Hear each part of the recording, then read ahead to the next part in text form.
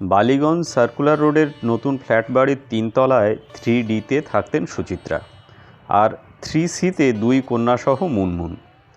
রাইমা রিয়ার জন্য ওই একই বাড়িতে 2টি অন্য ফ্ল্যাটও সুচিত্রা নাকি বরাদ্দ করে রেখেছেন। এরাই তার শেষ জীবনের আশ্রয়।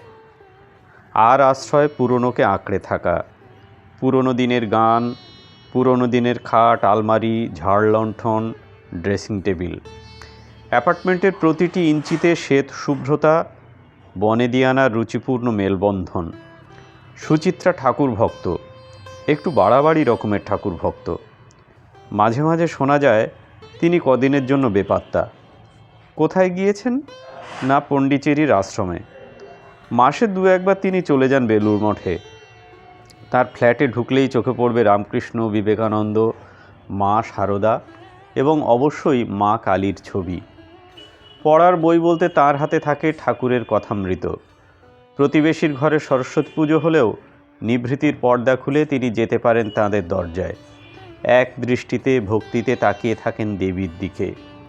চলচ্চিত্র শিল্পও তো মা সরস্বতীর এখতিয়ারে পড়ে, তাই বোধহয় কৃতজ্ঞতা জানান। হাতে সবসময় থাকে রুদ্রাক্ষের ছোট একটি জপের মালা। এসব ব্যবস্থা নাকি শান্তি পাওয়ার জন্য।